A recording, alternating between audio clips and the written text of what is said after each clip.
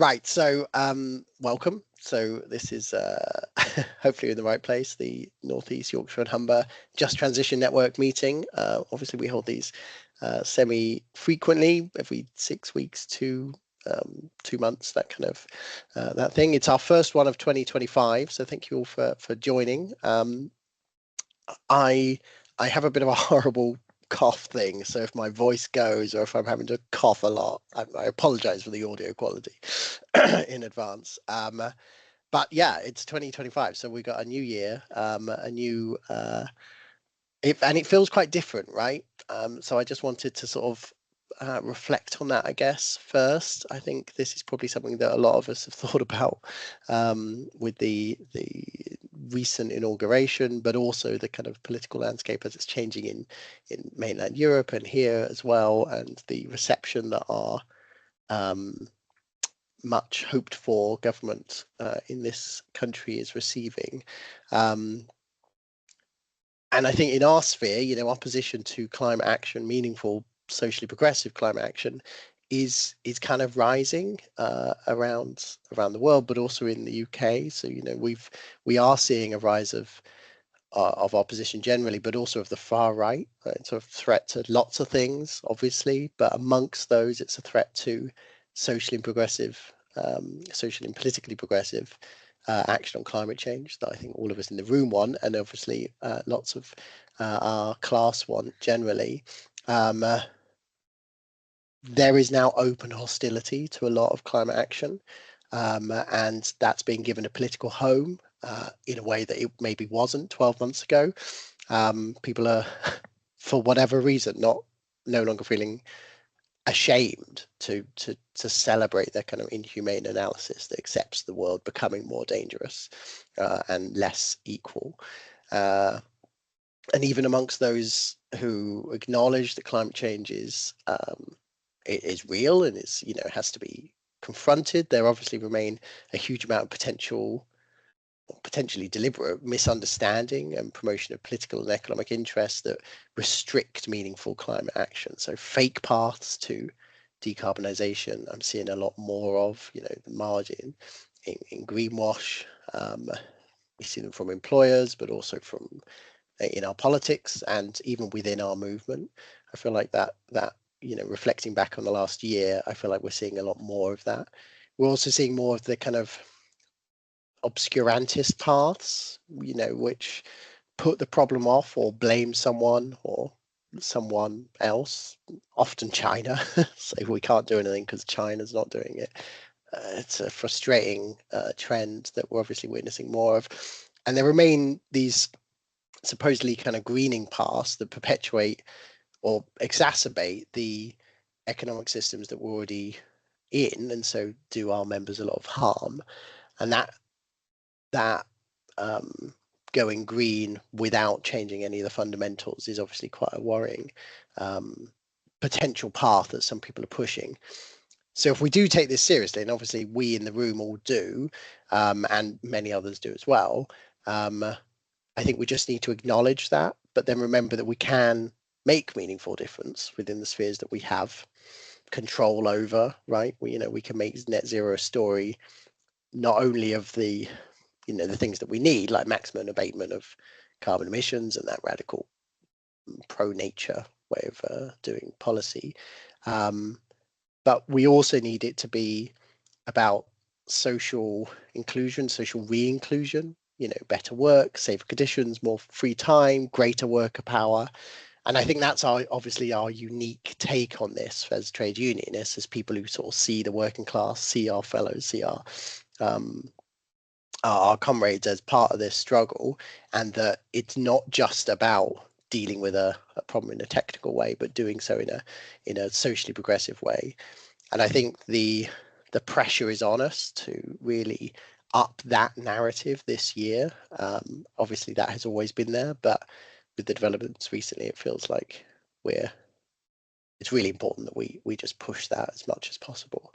So I just wanted to open with that. I don't normally open with a sort of little moan or a monologue, but I just wanted to open with that as a reminder that why we're here and how working class climate action is so vital to our long-term interests as members of the working class and as trade unionists, but also as organisers and as people actually trying to make a difference in our whatever small way we can, or however big way we can. So yeah, just wanted to open with that, and then we'll kind of go into a more general, normal opening that we do. So if we all want to, there's quite a lot of us in the room. So if we just do a brief round of introductions, I'll just go in the order that you're on the screen. So maybe I should have said this to those. I think I've met you all, but Sam Perry, Green Bargaining Officer for Yorkshire and Humber TUC, or as of next time we meet, it will be North East Yorkshire and Humber TUC. I'll go to Nathan first. If you just introduce yourself, just name and where you're from. Hi, my name is Nathan. I'm currently based in the Newcastle office. I'm working on SFI, although SFI working is subject to certain requirements, but other than that, that's everything you need to know. Great stuff. Thank you for joining us. We'll go to Ian.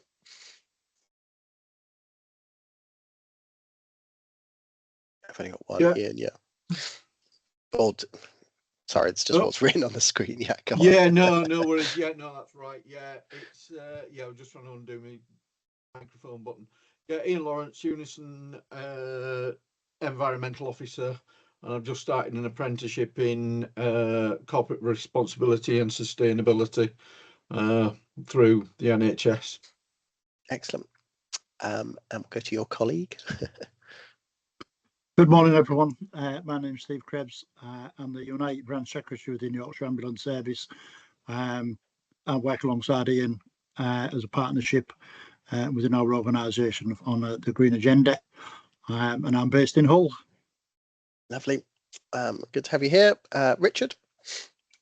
Yep, Richard Lawley, PCS Green Rep for the DBS. DBS is Disclosure and Barring Service. Sorry to love acronyms, so I better spell out what it actually is. But yeah, that's where I'm based in Darlington as well. So there you go. Great stuff. Jerry? Hi, my name is Jerry Ramsden. I'm actually retired. I'm a member of Unite and just come along to give me a bit of information, that's all. Good stuff. Well, good to have you here. Debbie? Hi, I'm Debbie Cobbett and I'm Environmental Officer for UCU Retired Members Branch, Yorkshire and Humber, and for York Trades Council, for what all of that is worth, and also Stop Burning Trees Coalition, trying to get some action here in York. Good stuff. Pauline? Hi, I'm Pauline Lawson. I am a Health and Safety Officer for UNISON Northern Energy Branch for EDF Energy. Lovely, thank you. Martin? So was that me? Sorry. Hi. Martin. I'm a PhD candidate for Lancaster University, and I'm currently exploring the role that theatre can have in providing optics and the amplification of mining stories to look at how they can influence a just transition in the future. Thanks, Aaron. That's great. Martin Pitt-Morley. Hi, I'm part of PCS, DEFRA group, responsible for various kind of green activities within the group and supporting PCS's broader green bargaining agenda. And I'm an IMEMA practitioner as well. And within my work, I'm sort of trying to build kind of climate and environment capability in the civil service. Great stuff. They're changing their name, IEMA, aren't they, to some other acronym that no one knows. It in is, an yeah. unhelpful way. EB or something like that. Yeah, I can't even remember what it's going to be called. Completely unhelpful as people get used to one acronym. We'll go to Jenny. Hi, I'm based in Sheffield. I'm in Unite, not-for-profit sector, where I'm the environment officer for our branch. Yeah, and currently not in work, but seeking work in campaigning and research. Lovely. We'll go to Jessica.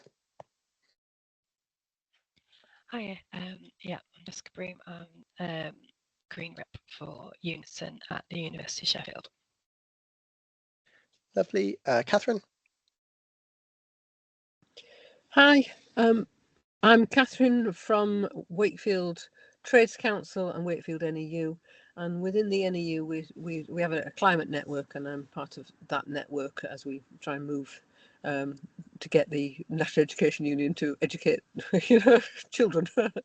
Thank you very much. Excellent, thanks. And then we got one person left. Your handle on this is Spanner, and I can't. You're silhouetted, so I can't see who you are. Sorry. Yeah, I'm Spanner. Unite. I work with a lot of networks outside of Unite on environmental stuff, and I really want to try and network Unite into what they're doing, mainly donut economics, permaculture, working with MEMA to tackle the cohesion of different cultures into Teesside. I'm Teesside based as well, so that's about it. Thanks, David. Right, excellent. Thanks everyone for introductions. So those who don't know each other now, so it's all fine. So the way we thought we'd do this today. So I'm the person who isn't here is Emma Campbell, who's who's one of our learning skills project workers from Northeast or Northern TUC, who has arranged a lot of this meeting today. Unfortunately, she's recovering from an operation that she had recently, and so she's not here. But I will thank her for having organised this. So she's quite keen on green activism within TUC and the broader movement, especially from the sort of far left point of view, which is a brilliant asset to have for the TUC and for the movement. Obviously, she's not here, but she has she's arranged for a couple of people just to give updates on how it's going in their workplace. We've got Pauline here already. Ian Sturrock is also supposed to join us, but I think he can't join us until I think it's 11. So we'll go to Pauline first, if that's all right. So yeah, so if you just want to give us a kind of update. I'm aware that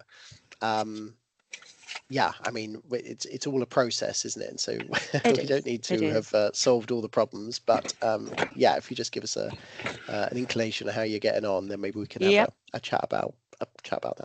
That'd be great. Okay, so unions working together for the EDF for Just Transition. So August 2024, a UNISON together with Unite, Prospect and GMB entered into a recognition agreement with New Renewables, Energy Development EDF Renewables UK and Ireland. The agreement will cover companies of 633 staff who work in 5 offices, 8 service centres and 44 renewable energy sites across England, Ireland, Scotland and Wales. The new agreement commits to trade unions in the company to work collaboratively to develop and grow the business and to provide high quality jobs and a positive employee experience. Health and safety, wellbeing, skills pipeline development will also be a priority for discussion. UNISON has a long-standing relationship with EDF Energy and their shareholders, EDF Renewables UK and Ireland. Martin Hugh, who's the CEO of EDF Renewables UK and Ireland, said, "We are proud to be one of the first renewable developments to sign the agreement like this with the 4 trade unions. The ambition is to have a 10 gigawatt capacity by 2035, which means that over the next 10 years, there'll be significant growth in the business." And he says that he firmly believes in working with the unions and allow us to have an extra level of support will help get where they want to be, and they're looking very closely and working very closely with them. Unions play a crucial role in continuing the current for future employees in EDF Renewables. UNISON are committed to working closely with EDF and the UK embraces renewable energy future. Tracy Wainwright, UNISON NEC and energy member, said by signing of this agreement, it is a significant milestone for UNISON as our industry transitions to green energy production. It is only right that the trade union should have a seat at the table. As an industry, we need to ensure that all workers are treated fairly. We need a clear path for a just transition, and those currently employed in carbon incentive arms of our industry, while protecting those communities that are built around and rely on the industry for making their living. So that was August 2024. And obviously we are committed to, at EDF, committed to net zero, and they have a clear path in where they want, on how to get there. That's really interesting, and it's a path that involves involves workers, which is not to be taken for granted. Yeah, exactly. I'll just pause to say hi, Dave. Thanks for joining us, Dave Merritt. But yeah, no. So that's really interesting to hear. So this cross employer trade union agreement has been set up with 4 unions. So you're Unite, aren't you? Who are the others? UNISON. UNISON. Right. UNISON, yeah. So the other ones are G&B, Unite and Prospect.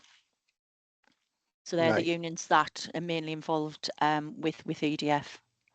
That's interesting. And I guess it's relatively early days. It was only towards the end of last year that was set up. But how are you picturing that working yet? I mean, a seat at the table means different things to different people, and I imagine to the employer it maybe means a slightly different thing to the unions. Are you finding? Tell us a little bit more. Not just from what I can gather. Obviously, I'm not part of that, but Tracy is, who is obviously our head of our union. She is working together collaboratively. Obviously, they're looking at future jobs. That is kind of the main thing, isn't it? Because with future technology and greener energy, there's got to be the jobs that come along with that. And it's obviously we're here as a union to protect the jobs of our comrades, the ones who pay us the fees at the end of the day. And it's to look after them.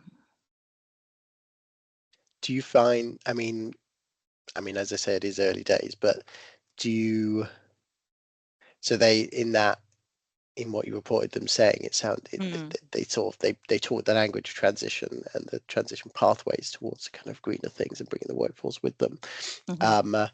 Does that feel more like they have a plan that they want buy-in from the unions to support, so that they're not sort of in that culture wars, or does it feel like they are wanting to co-develop that plan or genuinely take no, I think they generally want to take. We've always had a good a good working relationship with EDF Energy, and they've had an excellent relationship with the unions. There's a lot of the time they will ask for the union's opinion, and it's obviously, like Tracy said, it's like having that seat at the table where we can give that opinion and say, right, and lead it in the way that they want to lead it as well, not just from a company obviously making money point of view, but from future jobs for people in the UK and Ireland. Okay. I mean, I do hear relatively good things about EDF, to be honest. Yeah. As far as you ever hear good things about a huge employer. But that's interesting. I do have. There is some probably the net zero, helping Britain achieve net zero together. I have a little bit, a lot of information. I don't know whether it's worth going through the slides, but there is a lot of information there EDF helping Britain to achieve net zero together. You know, after the global pandemic, the war in the Ukraine, cost of living crisis, we're more than certain that, you know, helping Britain achieve net zero is what we should be doing. And we're hoping to obviously do that together. I don't know if anybody saw the advert from EDF over the Christmas time. But the positive thing from that was that we did get, you know, people Googled, I think it was an extra 74% Googled EDF net zero. So that was the kind of feedback they got from that. So it's trying to get people to think about it, isn't it? You know, the everyday person in the home. That's well, you're right, that is part of the battle, isn't it? It's just it's making sure that people are conscious that this is something that is not just going to happen automatically, but just take a bit of effort. Yeah. I didn't see that advert, but then maybe I wouldn't be in a position to do so. There's a couple of comments in the chats. Rich, well, should we just go? Richard, do you want to say your comment? Yeah, I can do. Yeah. So it's basically about AI, because I don't know if other companies are considering it, but our company is certainly looking at AI as like ways of working and ways of saving time, and obviously in the long run that's going to cost staff. What the company don't seem to consider, though, is the carbon footprint cost of AI, because obviously the cost to run those servers is absolutely huge.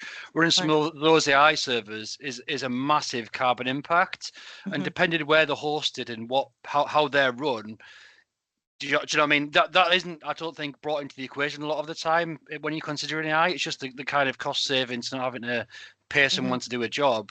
Yeah. But the knock-on effect of that is that essentially you're paying a server to essentially do a job. So I think that's not something that companies consider an awful lot.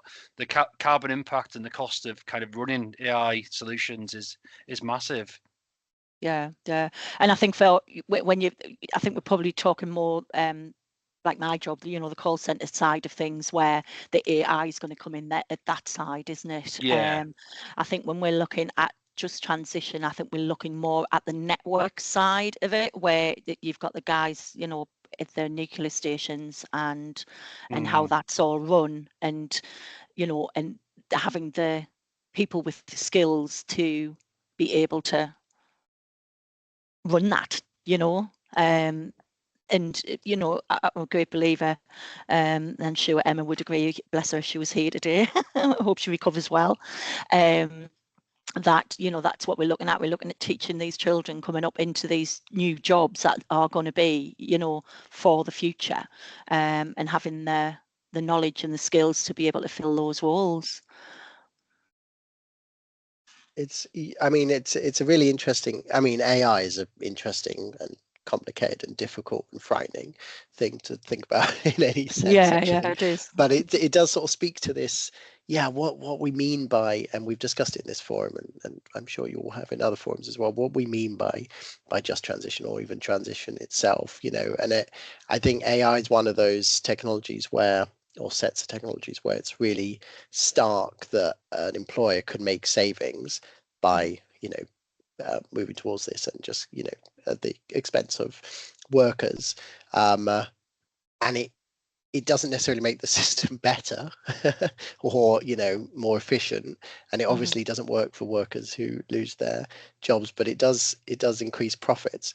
And it kind of raises this thing about like the strange impossibility in a lot of employers' minds about, well, if we're making more money, why are we not treating people better? Why can't we distribute those funds amongst workers? Why can't we raise the minimum wage, you know, with our thing? Why can't we reduce hours, this kind of thing? And I think it speaks to this renewables, which is the next question I'm going to come to in a mo. Because renewables are consistently so much cheaper to, you know, if we're using renewable technology, it's so much cheaper to generate electricity. So we're looking in these energy firms at, really, it's a no-brainer for them to move into renewables, because they'll be producing less, being able to charge the same or more, and so their profits are obviously going to increase if they take this kind of commitment on, or they take that journey on. And I think part of what I'm getting at is that the just transition side of this is, okay, but what's that mean for workers? Are we then therefore expecting our wages to rise and our conditions to get better, our working weeks to get shorter? I think that's probably not what the employers are envisaging in the future. They're envisaging larger paychecks for the top end of this, and it speaks to the importance of therefore a seat at the table to have those kind of conversations. I've sort of said my bit, but the next question there in the chat was, and we could just do hands. We don't need to put them in the chat. Jenny has Jenny. Shall we go to Jenny and you can read out or rephrase or whatever your comment? Yeah, it might. My question was about how many jobs there are, and then also like kind of what kind of roles, maybe even like where they're based. But I think maybe answer Debbie's question first, which is what do they mean by renewables, because that kind of like tells us what their business is and what they're doing. Yeah, so the renewables family develops and builds and runs wind, solar and large battery energy storage facilities. So in Britain and Ireland, the EDF Renewables regards as a major renewables company specialising in wind power, solar power and battery storage technology. So within that family, they also have, it is SAS Energy, so it's specialist in providing solar technology for businesses, support and develop low carbon and renewable hydrogen solutions. So as the transition to net zero become more complex and challenging for Britain, our renewables family will have the skills and expertise to help. Customers of renewables are similar to the nuclear family, the government, communities in the UK energy system. Sorry, I'm getting pop-ups all over here. Through what the customers want from the family may be slightly different. The government are targeting for 50 gigawatts of offshore wind by 2050. And up to 140 gigawatts of flexible technology such as battery energy storage will be required to meet the UK's energy system needs. And we think that we're in a great position to support those targets. So that's what EDF have to say. Do you know the kind of split of jobs that are involved, Pauline? I don't know. I mean, it did say for the renewables. Let me just have a look and see what they wrote about that. Yeah, 633 staff who work in 5 offices, 8 service centres and 44 renewable energy sites. Obviously, they're probably looking to grow that moving forward, and as they achieve or try to achieve net zero. They perhaps the actual like installation work or that kind of thing, they probably subcontract that to other companies, do they? Yeah. They've got got kind of, bear with us 2 seconds. Yeah, so they've got the nuclear operations, nuclear services, EDF Energy, Engineering UK, Hickley-upon-Sea, Sizewell C, and Clycliffe. You've got the renewables, your technical services. Yeah, and then obviously they subsidise out. You've got your business and your wholesale, your retail. So yeah, there's 5 different ones, and then like you say, they've got subsidiary companies within them. So is the agreement EDF wide, or is it just their renewables bit? We've already got an agreement obviously they've already got that with EDF anyway. We've got the agreement with EDF to consult with unions, but I think this is more to do with the fact, obviously, the renewable side of things. I think, as I recall, EDF is split in terms of the companies within it, and EDF Renewables is a specific company, isn't it? So I guess it's potentially, it fits within that.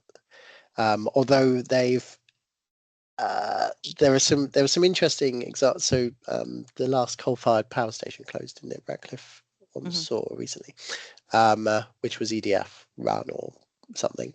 And part of the agreement there, which we've seen in other places, was that it was essentially quite positive. People lost their jobs, but they were kind of given first refusal to move into the EDF renewables side of the business, and that was fairly widespread. I mean, obviously, it would involve moving a lot of the time, and people can't take that up, and for lots of other reasons.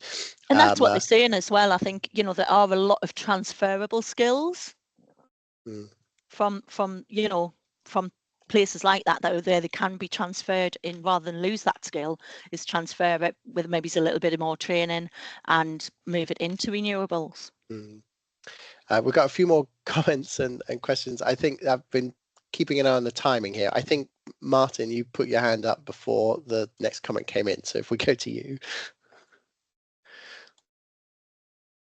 Sorry, it's a really quick one from me. Just we were looking at this when the government announced the sort of significant investment in producing additional solar and wind and various other pieces that sit within this. And I've got a few friends who work in that industry in terms of building wind farms and various other things. And it's quite interesting that we know we need about 200 gigawatts of additional of energy by 2050 to meet like industry design and all of this, and that there was a significant uptake in the tenders that went out last year compared to 2023, where there was no actual companies wanting to kind of build. So that's a really good improvement between different governments. But then at the same time, we've got an aging infrastructure which we're feeding all this power into. It was built in the 60s. It hasn't had a vast amount of investment. And actually, some of the things that I would be asking if I was in that sector would be, yes, it's great that we're producing all this additional energy and building these additional sites, but how's the grid going to cope with this, and what's the investment plan to improve the grid to take this additional amount of energy that's going to be taken on board, and also how you're going to deal with peaks in energy demand, whereas if you're relying on wind and solar, which have some limitations, whereas shouldn't we be investing in technology like sort of Japan, where they have sort of these walking grids that are in towns and stuff that generate energy, or there's other things that can be done that have a more consistent flow of energy production, such as waves and water. So I think what I would say is it's really great that what they're doing, but I think there needs to be some consideration about the infrastructure that we're going to be pumping this into, and also that broader kind of flexibility and demand of power.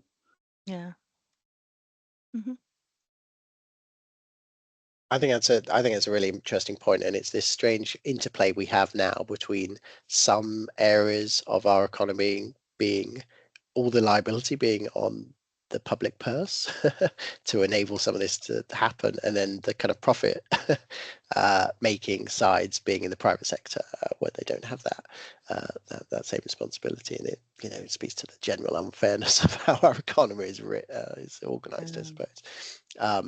But you're right, and Martin, obviously you're right, but it's a complex thing, and things like the upgrading of the grid comes up again and again and again, that there are these real barriers to progress being made. I'll move on to the. So the next comment was Nathan's kind of counter to well, something I said, I think, basically. Do you want to come in on that, Nathan, or was it a general reflection?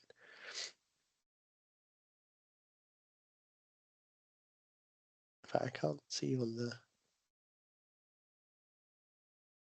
screen, but you've got the comment there if you do want to read it, and then we'll go to Jess. Do you want to come off mute to say that? Sure. Yeah. No, and I don't want this to come across as like a piling on or an attack bullying. I'm just interested to know if EDF have done any research on the environmental impact of a huge amount of offshore wind turbines that have they said how many they plan to install or where they're going to be installed, and what do offshore wind turbines in general have on you know, bird strikes and the marine environment. Yeah, I have to say I haven't got a clue. Fair enough. You know, obviously I work for EDF Energy. I'm a health and safety officer. It's not really, you know, the information I've given you today is what I've even had to go and research. Do you know what I mean? We haven't even, you know, we haven't got a dedicated green rep, but I'm the kind of one who's standing up going, hi, I'm here. So the answer is I don't know. That's fine. And yes, I as well see. I know the last time I was down that neck of the woods, and it was really sad to see because they were clearing, like I said, a large amount of habitat to expand all the work's going on down there. And it's just a real shame that this is like pitched as the green alternative, but it's still impacting on wildlife habitats, and habitat around there is especially good because it's a large RSPB bird reserve. It's really pristine. So yeah, it's quite controversial in the area. Yeah, I can imagine. Well, and it speaks to this general issue we have with green or environmental organising, where the boundaries of that are. I mean, there are obviously people who are sort of arguing that nuclear, for instance, is a sort of green technology, and because of its environmental impacts, it's not unambiguously a green technology, other than potentially the way it's depicted and glows green. And I think it's the kind of expansion of places that we're seeing a lot of, you know, the expansion of green industry often comes at the expense of nature or of kind of natural sequestration, even if we're talking about carbon, you know, rather than in a broader sense. And it's that complexity that I think is often just or conveniently brushed under the carpet by employers, especially, and that it sort of takes a broader, you know, social understanding or kind of political understanding to complexify this and realize that actually, you know, oh no, there's not just one solution. We can't just do, you know, just renewables and that'll be fine, because that obviously comes at the expense of lots of other priorities that we may well have. I'm just having a quick look through the old chat. You've all been brilliant, posting an enormous amount of content in here. Good Lord. We'll go to Jenny, who's got her hand up, just while I try and catch up. Oh yeah, thanks. Actually, I was just going to say, I mean, I've put some specific things in the chat, but there was a climate and nature bill which was trying to go through in Parliament as a like a private member's bill, early day motion kind of thing, which has got kind of like sort of stopped at the moment, but it's going to still be sort of discussed. But that was particularly looking at, like, we don't only have a climate crisis, we have a nature crisis, and how do you actually do the right things for the climate while still doing the right things for nature? So I think that was really important. So, you know, like, find out a bit about that and see how that progresses. There's going to be discussions with the government about the best way to achieve the aims of what that bill was, but that bill is kind of dead at the moment. Yeah, it was kind of negotiated down to, don't worry, we've got this handled, wasn't it? Which is a bit of an upsetting outcome. And yet, I mean, the speech, was it yesterday, by Rachel Reeves, that I think maybe someone commented earlier on, where she sort of was in a conversation with someone who was repeating it yesterday. It was very enthusiastic about, you know, a sort of bugger the bats narrative, like it's more important that we just get the solar panels on our roofs, was his take. But it's interesting that's still being played out. You know, we're still in that position where elements of the agenda, of the environmental agenda, are essentially being played off against each other. This is not, you know, it's just complicated, and then you need to be a bit more adult than, you know, just say, well, you know, it's the kind of drill baby drill kind of equivalent for renewables. It's not part of the solution, is it? It's obviously, it's more complex than that. Martin's got his hand up again, then we'll go to Debbie. Martin. Sorry, just very quickly. One of the things that I was thinking about, my brain's just completely gone, was that I think some of the questions where we should be putting pressure on the government around this kind of stuff. There's like, you know, they're investing like quite a bit of money into kind of carbon capture, and there's not a lot of evidence that there's value in doing that. And instead, the amount of money that's going into carbon capture could be put into just retrofitting homes and improving the retrofit of homes, which would do a vast amount more to meeting net zero than it would investing in a technology that's very unproven. And PCS has taken a stance against that, and sort of said and it's pushed back in the press of the government. And I think other trade unions should do the same, to say that that investment in that technology isn't the right way. You know, you should be putting that money in something that's got the tangible benefit now, and then you know, letting private sector do that. And there's ways of encouraging the private sector to invest in that technology. And I think separate, you know, we had that million climate change jobs push, and I think again what we should be doing is pushing the government into good quality jobs that are research jobs that are advancing the technology in these areas. You know, I've recently heard that you've got new like clear solar panels that can be replaced, put in instead of windows, and various other things that could be done that are actually, you know, really big step forwards in technology and potentially in energy generation. And for me, that type of technology and that type of jobs that are associated with advancing the technologies in those sectors is what we should be pushing the government to try and encourage the private sector to be invested in and creating jobs in those areas for the next generation of workers. Mm-hmm. Yeah, well, definitely. Thanks. We'll go to Debbie.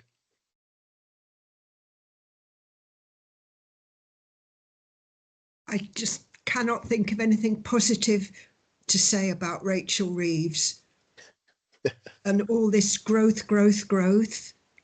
and nothing in it for people on benefits, I mean, you know, never mind green jobs. There's all, I mean, the public services that have been trashed, that they're going to let the private sector into.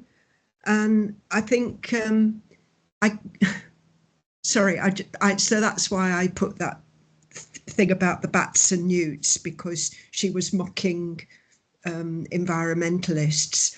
But I mean, there are various things to flag up, I think, from environmentalists, like this Beyond Drax report from Stop Burning Trees Coalition, and Friends of the Earth have got a fairness report coming out in March. And so, I mean, it ties up with positive things that are not just about decarbonising, but about making our society fairer. So I just feel we, you know, as well as campaigning in workplaces, reaching out to the movements, and I think they did that quite well in Scotland with Just Transition partnership between FO and the TUC. So I just wanted to throw that in. And sorry for the rant. Yeah, I don't go to a Zoom call without ranting, sorry. That is true, Debbie. I don't think I've ever been on where you've not given your 2 cents worth, but that's very valuable. It's a very valuable, more than 2 cents. And you're entirely right. It's a difficult time, isn't it, to hear a lot of the politics that's being put out there.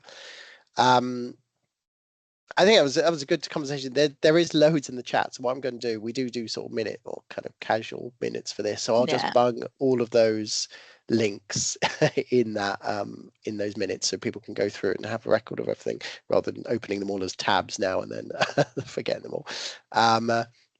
There are a few bits still in there, but we've got Ian Sturrock here now, who Emma Campbell had also been talking to and invited to speak to us about the work that he's been doing in his UCU branch. Is it Teesside University? Yeah, that's right. So if I pass over to you to just give us a update on how you're getting on. Yeah, would love to on that whole thing. Thank you. I don't have very much prepared, I have to say, because it's just the busiest time of year for us. I was hoping to have a few slides or something, but it's not realistically happening. I'm at that kind of stage where day job work is so overwhelming. It's kind of why we need unions, really, that it's hard to think of anything else. But I have had some slow, but then suddenly quite quick progress. Obviously, I'm aware of the work of other UCU branches where, like I listened to Eve Merrill from Liverpool UCU at the event that you and I met at, Sam, a year or so back, talking about this really extensive struggle with the employer that they have there. Sounded like pulling teeth, every little slight green issue was being debated endlessly, and the university kind of trying to push back on all of it, and I've had a little bit more success at Teesside, not through the kind of more hardcore union, approach of passing motions and, writing stern letters and stuff. I just managed to wangle my way onto the university's environmental and social group committee, as an observer only, in my role as UCU Green Rep. And thankfully, that committee seems to be the closest I've got to any ability to influence policy, even though I'm nominally an observer only. There was some resistance to letting me on there at all, but it didn't come from the committee itself. It came from, I would say, small c conservative elements within the university's middle management, where they were just trying to sideline me and not even let me get in touch with the committee at all to ask whether I could be on it.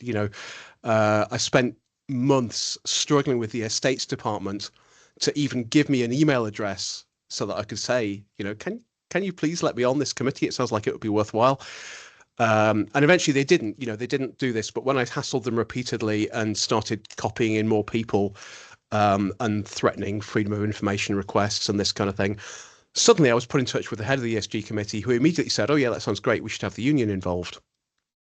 And this is, it's still, universities are still kind of corporations these days. We can't necessarily trust them to just be doing the right thing just because they're educational institutions. They're not quite profit making, but they are very much about maintaining their bottom line and maintaining their metrics, whatever those might be.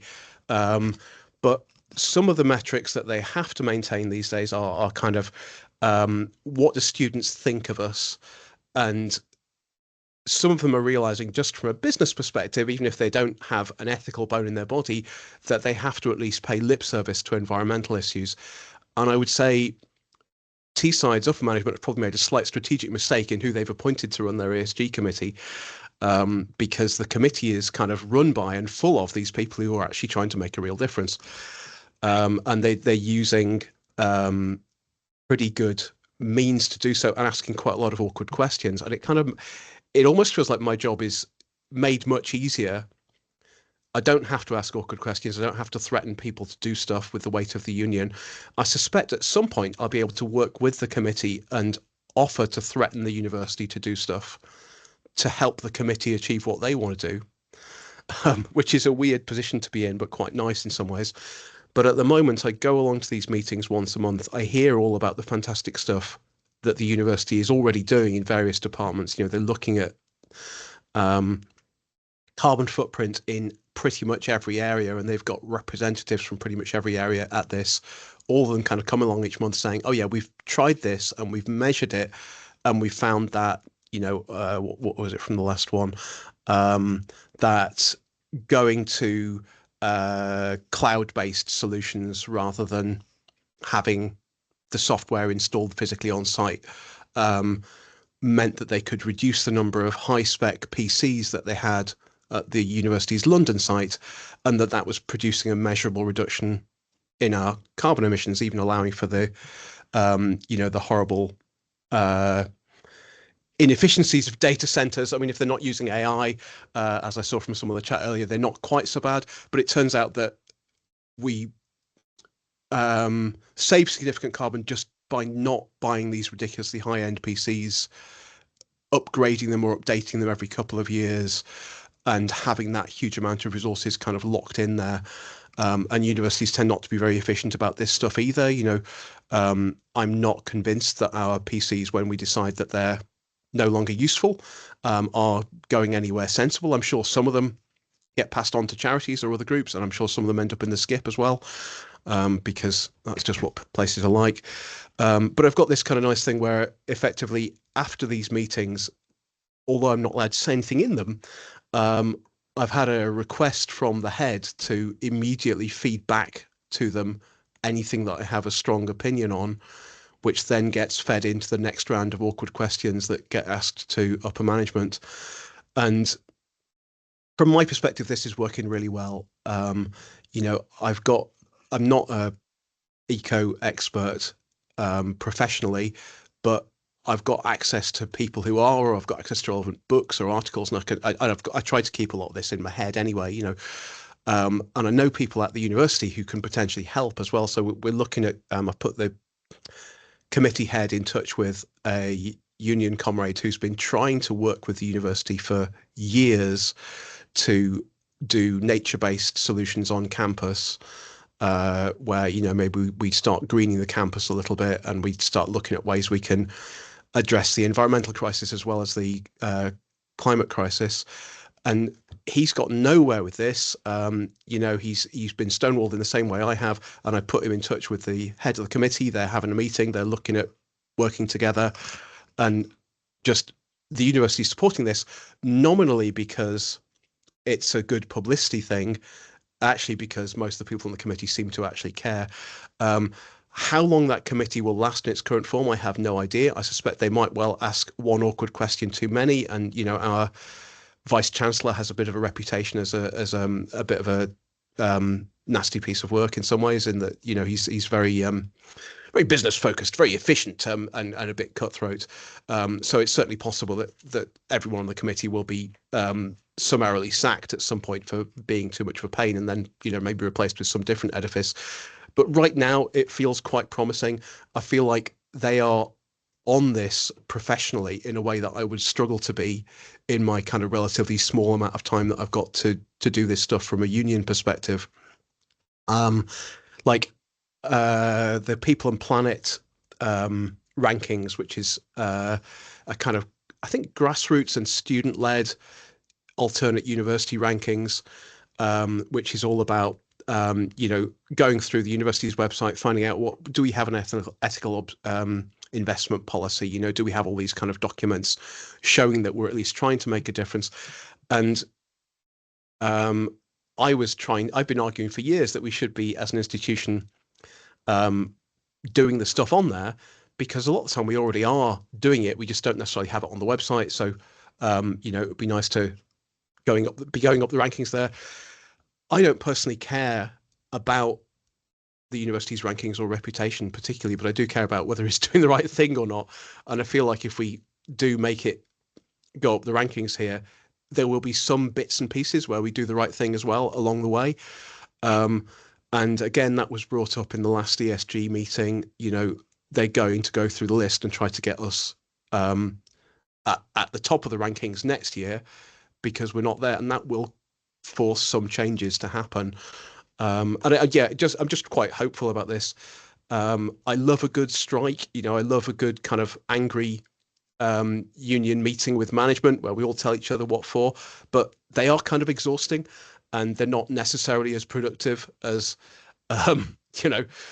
just working together where we can and finding those little buttons and levers that we can operate that might make a slight difference to a very slow to change kind of institution. And I'm sure we're going to have fights that we can't win on that one. I strongly suspect that neither me nor the ESG committee are going to stop upper management having jollies abroad on flights until we have a real cultural change internationally, where we sort of say that long haul flights are probably a bad thing and we probably shouldn't be doing them at all. But almost everything else we can make a difference on, because it doesn't actually impact the kind of lifestyles of the elite university upper management. And I think we are having that difference. So, I mean, I'm going to keep at it. I'm still relatively hopeful. I don't feel like I've been anything like as sort of sidelined or stonewalled as I felt like I was being for the first couple of years. It might just be a bit more subtle, but it feels like it would be a lot of effort if they are trying to do that. So I'm kind of reasonably happy at the moment. Any questions? That's great. Thanks a lot, Ian. That's it is a positive story, but it's really interesting that, and that, I hear this time and time again, that you sort of have to sneak in the back door or find a seat at the table surreptitiously to be able to kind of start making these impacts. But it speaks to the importance of finding allies, and it sounds like this group largely are people who want to make a difference, even if and have been allowed to do so by management, even if almost accidentally. It's also interesting to think about this kind of environmental steering group, or whatever you called it, as a slight different approach to the one we heard about earlier, the EDF, which is an explicitly joint employer trade union body, but which seemed to have a direction in EDF towards enabling growth in renewables. It's kind of, it's just kind of strategic realignment of the business to continue essentially the same thing, but just in a different field. Whereas this steering group that you're talking about in Teesside, it feels more like a sort of, it's a sort of troublemakers group, which is obviously a completely different approach to kind of this action. Both obviously have value, but it's interesting to compare the two, or just hear about them both side by side. That's my initial thoughts there. We'll go to Catherine, who's got her hand up. Yeah, I thought that was really interesting, and thank you. And it's that conversation within, and sort of, or how far out from where decisions are made. It's really interesting. I was really pleased that you were from the University of Teesside. I'm actually in Teesside at the moment. I visit every week. I've got a mum. But I did read the local newspaper, and I heard from my sister that University of Teesside was affected, as was Egglescliffe School, a very large high school, and 2,000 kids there. Cleveland College of Art, all affected by the storms on Friday. So we talk about heat strike, but one of the things that I was fascinated, you actually have sections of roof missing from the University of Teesside, and certainly Cleveland College of Art. They had to send students and workers home on Friday because sections of the roof were missing. And the books were in the library were affected in the College of Art. So these are, we have our heat strike discussions, but that's a Section 44. They were sent home because it was unsafe at work, and I just thought it would be worth adding that on to some of our discussions sometimes. Thank you very much, Ian. That was very interesting. And if you ever do need a demonstration person or whatever, I can come and join at some point. If I know in advance, I'm regularly around. Fantastic, thank you. Yeah, that roof thing was interesting. I mean, universities are really bad for having this desire to do new buildings all the time. It feels like they feel like they want to show off almost. Yeah. And I'm not sure it achieves quite what they think it does. It makes them almost feel more detached from the local community, because it feels like the university's got this great wealth to throw around.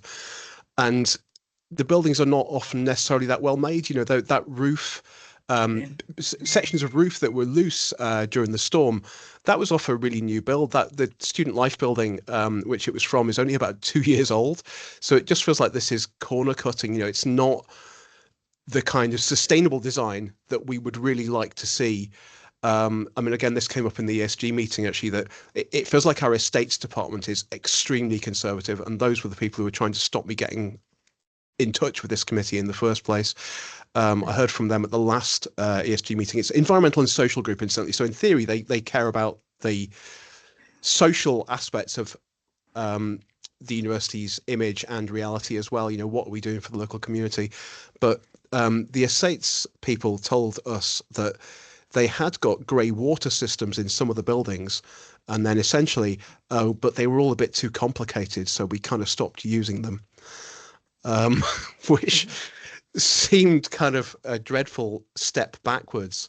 but it's the kind of thing I hear from estates here all the time, because they tend to be ex-construction industry people, and they've often ended up with what feels like quite a plum job running the physical buildings on campus, where they don't have to do a whole lot, and so they kind of try to keep not doing a whole lot. And all this insistence on energy efficiency and green measures and so on kind of requires them to start working a little bit, and they seem to be really resistant to that.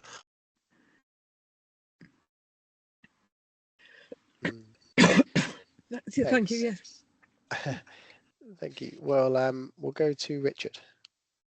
Yeah, hopefully it's not too far off topic, but it was about Teesside in general area. I just wondered how much, because I know obviously the Tees Valley Mayor Ben Houchin's a big figure in the area. I just wondered how much of an impact that has on decision making and stuff like that at the university. It's great to hear, by the way, that they have to actually take account of some of these things, and they're actually having to take these measures into account, because lots of places don't. So that's brilliant in itself. Yeah, it feels like it's made a bit of a difference. Yeah, I mean, again, it's a complicated place, like I think every university is. I feel like there is a strong connection between Ben Houchin and our upper management. In theory, our vice chancellor is a Labour Party member. I don't know how much that really means and how much of it's just, a bit of trying to be seen to do the right thing. But obviously, like, everyone in the area seems to be working with the mayor. The mayor, as far as I can tell, is incredibly corrupt. I don't, like, even by kind of Boris Johnson buddy standards, there's a lot of stuff in the in Private Eye and also the Tees Valley Monitor about all the kind of dodgy deals that he's done, that you're probably aware of as well. And I suspect that he's behind a lot of the university's desire to focus on carbon capture storage, which I hear from colleagues in the engineering department. It is technically feasible, but none of them would ever say that it was economically viable. They claim that you can do it. Whether the resources, not just monetary, but otherwise, that go into this actually make it worthwhile in the long run, and also whether how reliable it is in the long run. If we do this storage of carbon in old mines underground or underwater or whatever, does it stay there? How long does it stay there for? Are we going to be pushing it away for 20, 30, 40, 50 years and then having a climate disaster half a century in the future when it all kind of bursts out in an accident or something?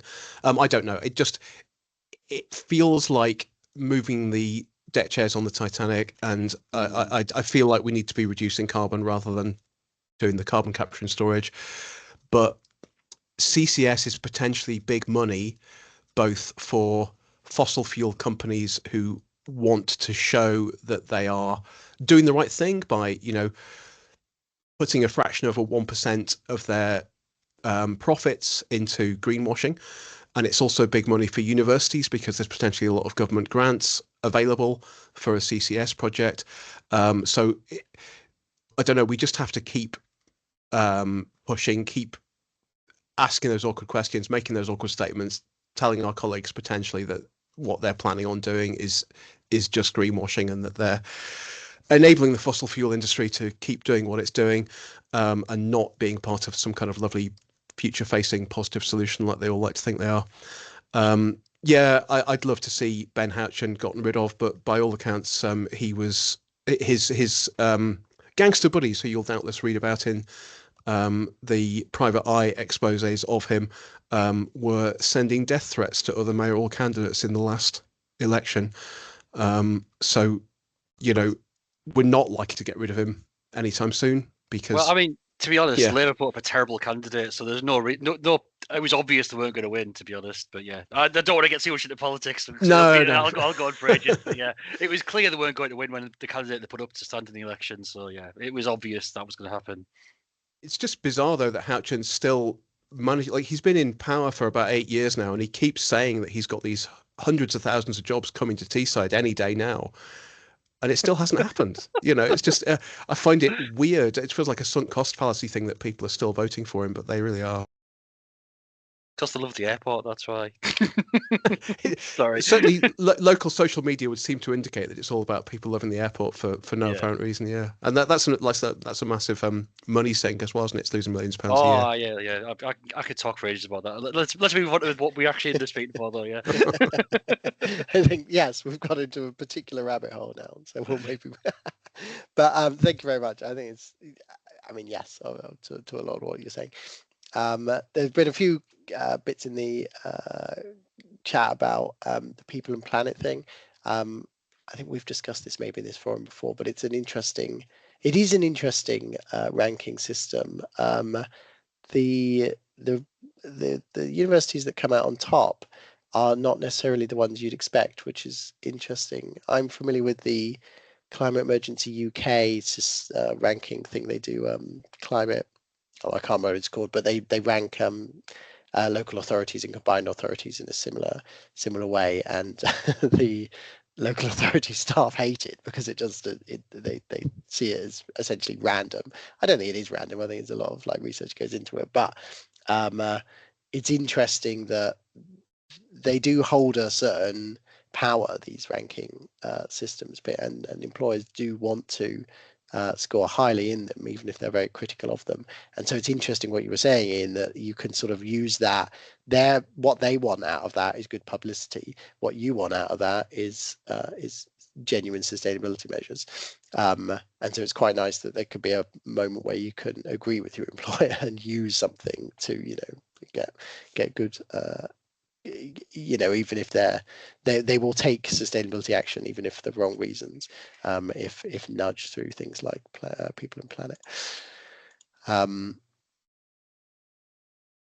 Does anyone? There are a few more comments in the chat. Does anyone want to verbalize anything that they've popped in there, or ask any more questions of Ian?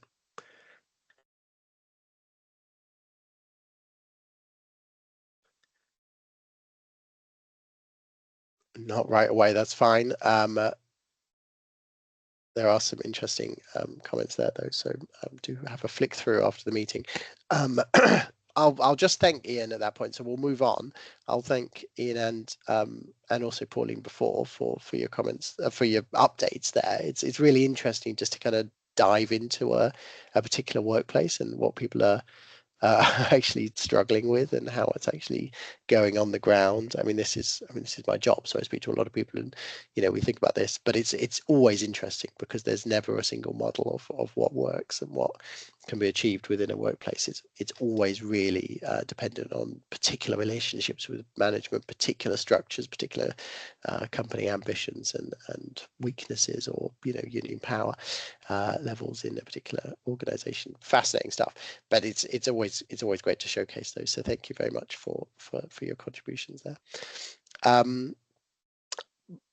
At this point, I just wanted to open this up to anyone else who wants to give an update on. I mean, and don't feel you need to speak if you don't want to, or if there's been no change since you last spoke in this forum. But if anyone else does want to give an update, albeit quite brief update, because we don't have a huge amount of time left, on green activity that they're involved with, either in their workplace or in their kind of wider community, I'm going to put that opportunity out there now.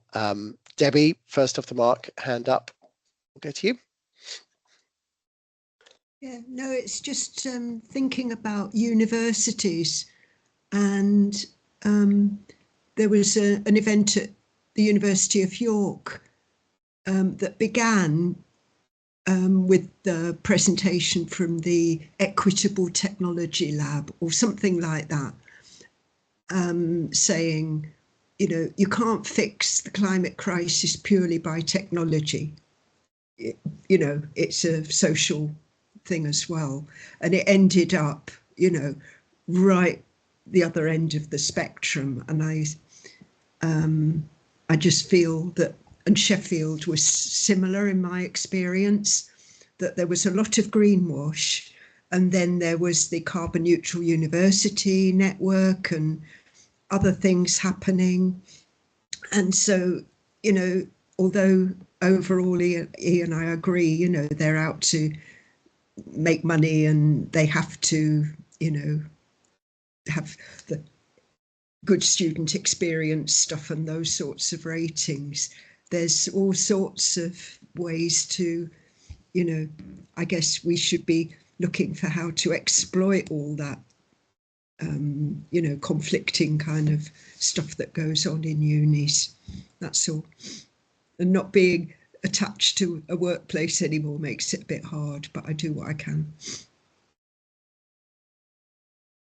It does make it more difficult, doesn't it? But it also, it's just one of these limitations that we've all got, all workers or ex-workers. We'll go to Richard. Yeah, so I'll try and keep it brief. So I work in IT support within the DBS, and as I mentioned before, people tend to chuck cables, old keyboards, mice and stuff like that in the bin and get rid of lots of equipment and just chuck it in the skip or whatever. So I highlighted one of the policies that the civil service do have in regards to recycling and looking to recycle waste. And it is an incentive within the civil service. I pushed at it with my manager and basically made a nuisance to myself and said, well, what are we doing in regards to this? And we're looking at kind of actually recycling a lot of this stuff now. So we've got like a cupboard full of loads and loads of cables. As you can imagine, IT equipment gets replaced all the time. Stuff goes out of date. We've got essentially a massive cupboard full of I don't know if anyone knows what VBA cables are, but it's the old style cable you should plug it in the back of monitors and back of things. So we've got a cupboard full of stuff like that essentially that we can strip for parts and get recycled. So rather than it sitting in our cupboard doing absolutely nothing or getting chucked in a skip somewhere, we're actually working to get some of this stuff recycled and reused within within the local area. So there's a company that does this kind of stuff that recycles old electronic equipment. So we're looking to hand that stuff off to them. So in future, I've been trying to take everything on board in the office. So we're having like an amnesty where people bring an old kit and I'll store it in the cupboard and then we'll just we'll go and recycle it to this company. So well, it's a slightly good news story. It's something it bothered me, so I wanted to kind of push on it really, but yeah. That's great. I mean, that's a great news story. It's one of these things. It's just built into how capitalism works, isn't it? That stuff just becomes obsolete, and then there's no future for it, and it doesn't obviously have to be that way. So it's brilliant that practical action can be taken. So yeah, definitely well done. That's a great news story. We'll go to Owen. I just wanted to pick up a couple of things really. I think Debbie was spot on in what she was saying, and I think that quite often in the argument around just transition, it's focused on the socio-political rather than the socio-environment. You know, the just transition in and of itself is designed rightly to preserve jobs and make sure that the working classes aren't left behind. But where's the lens, therefore, of the environment and the species and the climate in all of that? So I think it was a really, really, really good point that Debbie made. Secondly to that, so at the start of this, I explained that I'm a PhD. I'm applying for my PhD ship. I've been accepted to Lancaster University, and I'm just applying for some of the humanities funding from the Northwest region. And as part, I'll try and keep this brief. As part of my PhD, I'm going to be creating some theatre performances using the experiences of mining communities, particularly the mining community from a little village in Kent called Aylsham, which is where I sort of my paternal family are all from. And it's going to look at how can inform a just transition in the future, but using arts to frame all of that. So, and I was particularly interested in attending this network because I don't. So when that goes on tour, that piece of theatre is going to go to various places, but I haven't as yet got anywhere that's interested in Yorkshire or the North East particularly. So I'm as part of my PhD humanities, the council application, I'm kind of looking for organisations that might be interested in potentially programming some of those pieces of theatre. It won't be till 2027, because the HT will unravel and develop and explore the formats and all those sorts of things. So it was really just an ask, really. And I've got a little bit of a document that articulates it much more eloquently than I have in that very short, rambling, verbose outline. So I was just wondering, can I send that to you to send out, Sam? Would that be okay, or would that be the etiquette rather than send it round to everybody? What would be that's. I mean, that sounds fascinating. Firstly, I've and in this part of the world, we know a thing or two about unjust transitions, and so it's something that we obviously that will ring true with a lot of people. A lot of people have in their mind already. I've been involved in a little bit of some of this stuff before. It's very interesting when it's done at a dramatic level. I think it would be really impactful. Yeah, no, send me the thing and I'll send it out. I'll send it around to everyone. Thanks. Yeah, thank you. David /Spanner. Hello, I want to meet up with Ian because we're working with the business sector in Teesside University to how do we change the business model, because the business model is the biggest impactor of the environment. So how do we change that? So if we can link him up with his other groups, it just puts more pressure onto the university or helping them. But another thing I'm working with, and it's probably for you, Sam, is I'm working with a group in the West Midlands for the basically food security and a transition to net zero within the food system. But she's high up in management, but wants to work with the unions. But I keep saying I'm northeast, but so I really need a contact somewhere in the West Midlands who's part of the green transition part, so I can work with them, because she wants to work with the workforce as well. So we're getting the two-prong attack for the same approach. So we're not at each other's, right, we want this, they want this, we want this, right. That's our goal. How do we get to this goal? By working together, basically.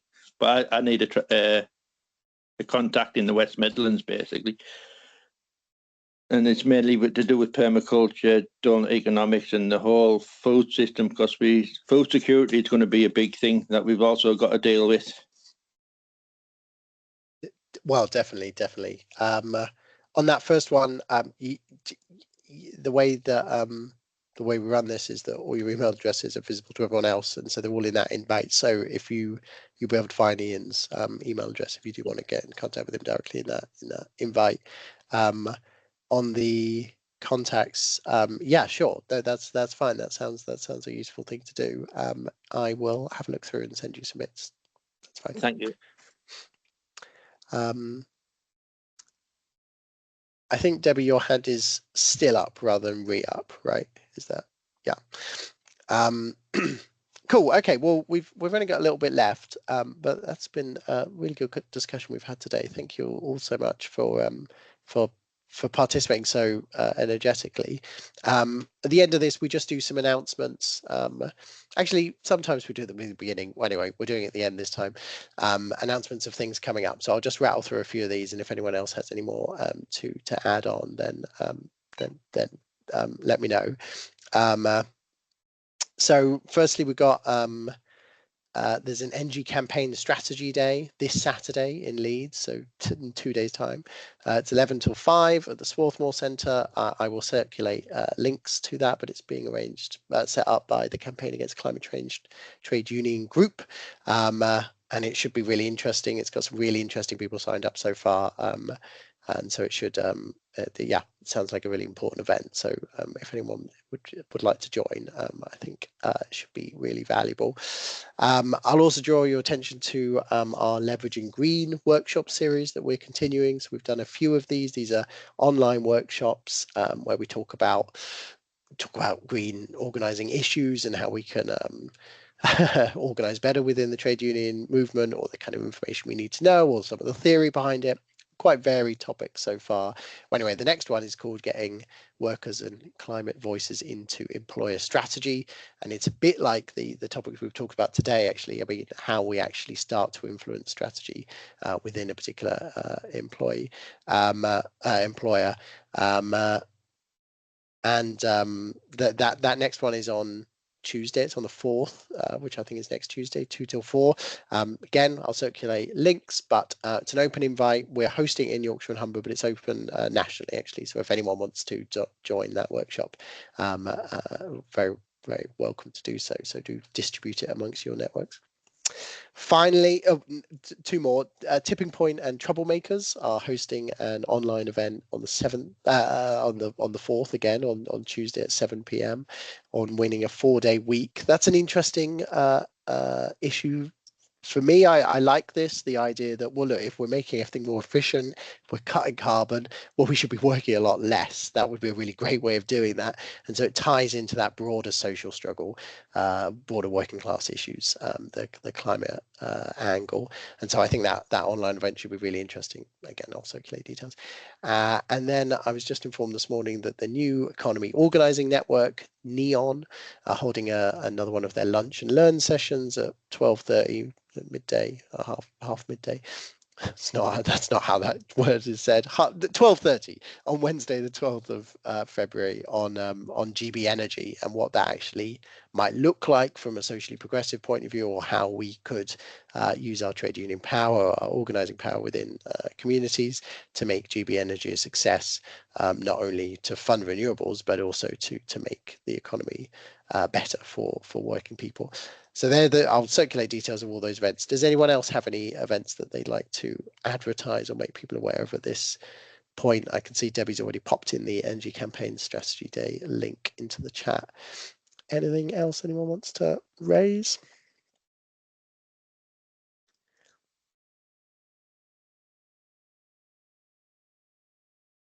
No, that's absolutely fine. If anyone does want to send me any bits, I can distribute out as well. Jenny referred to something, for instance, in the chat happening in, I think she said April, and so she'll send me those details and I'll forward them on to everyone else. Okay, well, we'll draw it to a close there then.